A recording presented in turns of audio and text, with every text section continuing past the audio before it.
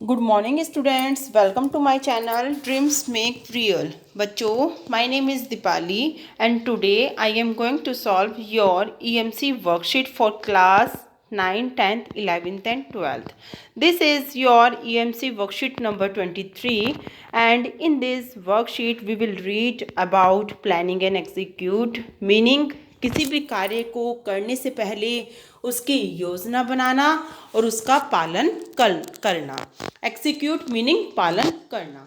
तो बच्चों, आप लोगों को पता ही है कि आप लोगों की ईएमसी की वर्कशीट कितनी इम्पोर्टेंट होती है, not for academic session but for all the practical knowledge in your life. आपकी लाइफ कितनी इम्पोर्टेंट होती है आपके लिए और आपको उसमें अच्छे से जीना आना चाहिए। ये ईएमसी की वर्कशीट हमें यही सब सिखाती हैं। तो देखिए, आपकी ये ईएमसी वर्कशीट नंबर 23 रहेगी और यहाँ पर आप अपनी क्लास और यहाँ पर नेम ऑफ द टीचर, अपनी टीचर का नाम डालेंगे, यहाँ आप अपना स्टूडेंट नेम डालेंगे और यहाँ पर डेट। तो आज की हमारी इस ईएमसी की वर्कशीट का टॉपिक रहेगा योजना बनाकर कार्य करना, मीन्स प्लान एंड एक्सिक्यूट। इसका पार्ट 1 आज रहेगा। इट मीन्स आगे इसका पार्ट 2 भी आएगा। देखिए, योजना बनाकर कार्य करना। तो इसमें बच्चों हम देखते हैं पार्ट 1 है इसका। एक से पहले आप लोगों को बताया गया है कि आप लोगों एक अपनी फैमिली में एक्टिविटी करके ऐसे देख सकते हैं कि अगर हम कोई काम बिना प्लानिंग के करते हैं, और प्लानिंग से करते हैं, दो बातें होती है ना। किसी काम को प्लानिंग से करना मतलब योजना बनाकर करना कि हमने एक दिन में इतना काम करना है, इस व्यक्ति को इतना काम करना है, इतने समय पर ये काम आज पूरा होना चाहिए, है ना। ये तो हमारी प्लानिंग हो जाती है। और अगर हम उसी काम को बिना प्लानिंग के करते हैं कि ठीक है, जितना भी काम आज हो जाता है ठीक है, अदरवाइज और काम बाकी का कल कर लेंगे, फिर परसों कर लेंगे, तो इस तरह से वो काम हमारा बचा रहता है ना।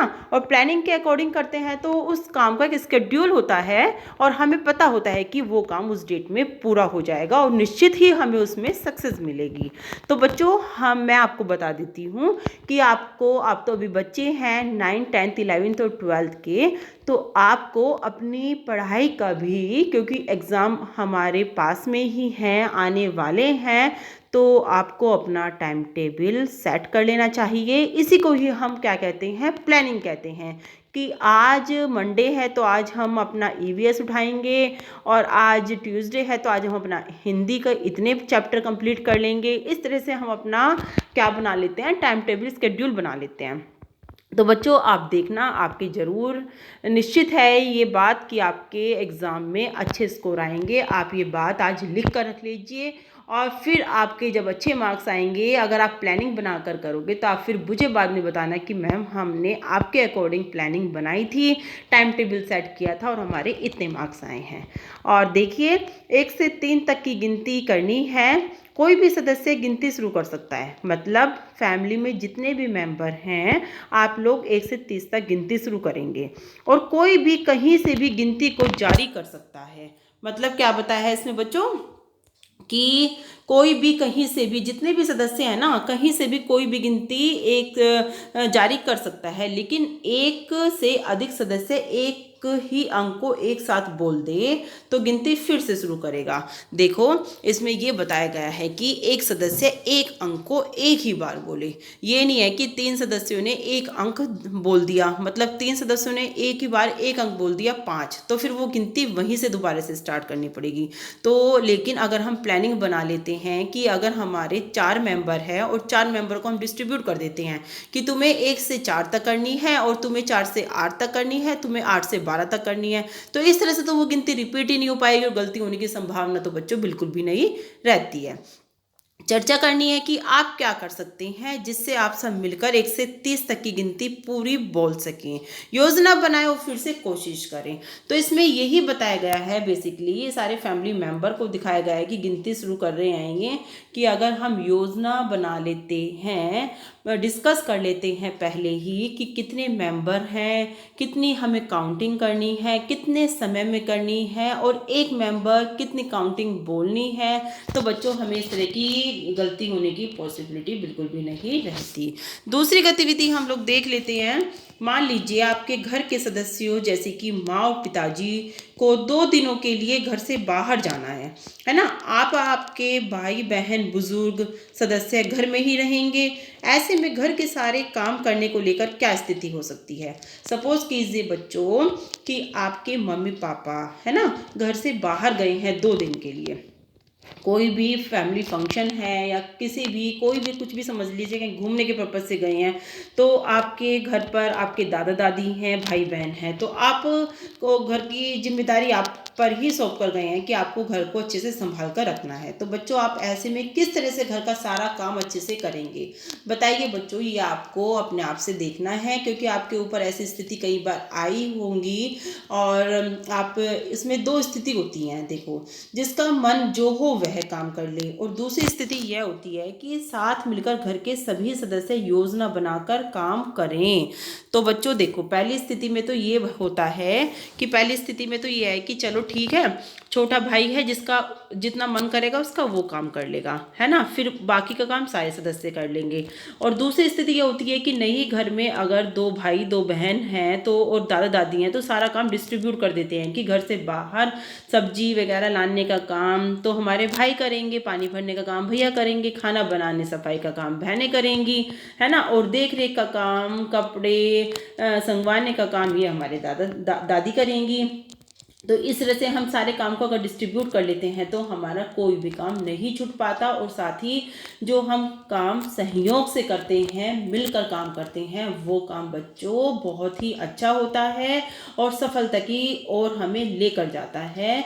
तो बेटर यही है कि हम दूसरी स्थिति को ज़्यादा अपनाएं कि सारे घर में जितने भी सदस्य हैं मिलजुल कर काम करें, बजाय एक जने पर छोड़कर कि जिसका जितना मन हो वो काम कर लेगा। ऐसे में कोई काम छूट भी सकता है, कोई काम गलत भी हो सकता है, किसी को हम ब्लंडर भी ठहरा सकते हैं, लेकिन अगर सारा काम घर के सारे सदस्य मिलजुल कर करेंगे, सहयोग से करेंगे, तो वो काम कोई भी गड़बड़ नहीं होगी।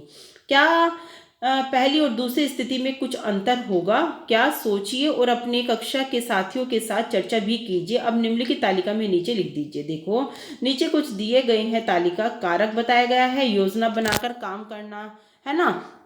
एक तो ये दिया गया है कि योजना बनाकर काम करेंगे तो कैसा होगा, और दूसरा दिया गया है कि बिना योजना के अगर हम कार्य करेंगे तो वो कैसा होगा, जैसे कि तनाव या टेंशन होना। अगर हम योजना बनाकर कोई काम करेंगे तो क्या होगा बच्चों, अगर हम योजना बनाकर कोई काम करेंगे तो टेंशन और तनाव होगा या नहीं होगा? टेंशन और तनाव नहीं होगा, और बिना योजना के करेंगे तो टेंशन और तनाव बना रहेगा। इसी तरह से सेकंड स्थिति है हमारी कि काम समय पर पूरा हो जाना। बिल्कुल होगा, अगर हम योजना बनाकर कोई काम पूरा करेंगे तो बिल्कुल समय पर कार्य पूरा होगा, लेकिन बिना योजना बनाए अगर हम कोई कार्य करेंगे तो कार्य पूरा नहीं होगा। तीसरी बात यह है कि काम अपेक्षा यानी कि इच्छा के अनुरूप होगा। हाँ बिल्कुल होगा, अगर हम योजना बनाकर करेंगे तो सफलता डेफिनेटली हमें मिलती है और हम ऊंचाइयों को छू लेते हैं, लेकिन अगर बिना योजना के कार्य किया जाता है तो बच्चों सफलता मिलने के चांस अपेक्षा के अनुरूप कम होते हैं। तो इस तरह से ये स्थिति हमारी बन जाएंगी। आगे देख लेते हैं। जो भी आपने तालिका में लिखा उसे वीडियो ऑडियो मैसेज के रूप में, कार्टून बनाकर, गीत के रूप में या किसी और मज़ेदार रूप में अपने साथियों, परिवार के सदस्यों, टीचर के साथ साझा कीजिए। क्या इस काम को करने के लिए भी योजना बनानी होगी? योजना कैसी होगी? तो बच्चों किसी भी काम को करने के लिए योजना तो बनानी होगी। आपको लिखना है कि योजना तो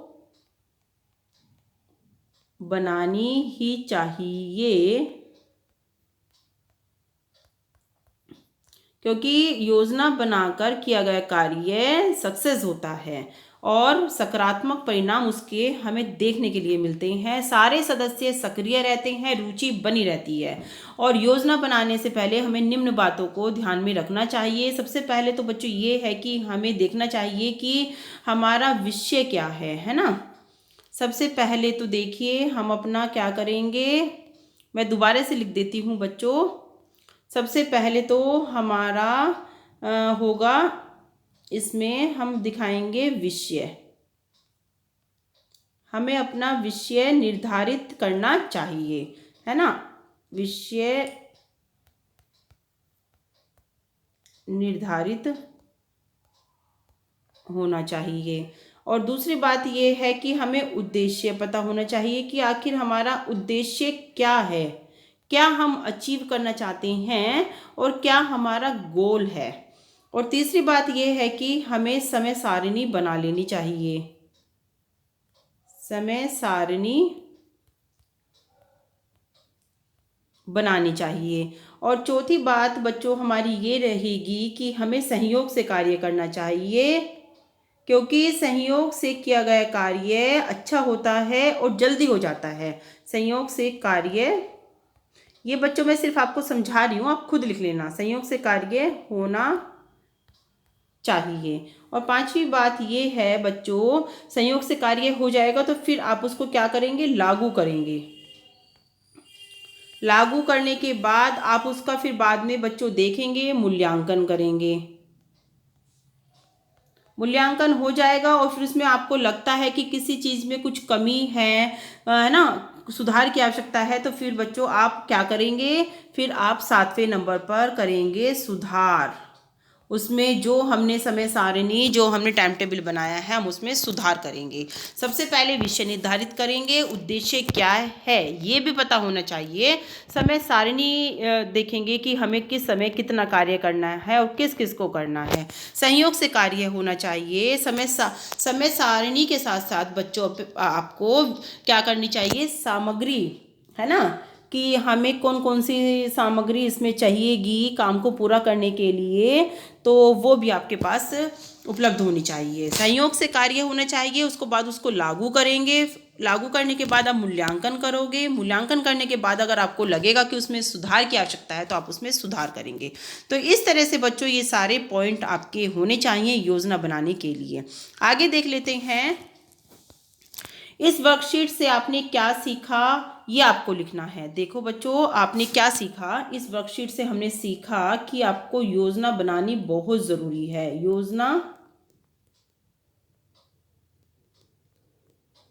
योजना बनानी जरूरी है।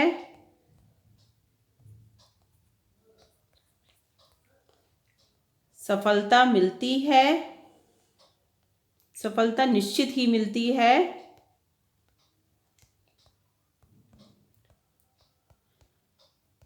ठीक है, और सकारात्मक परिणाम निकलते हैं।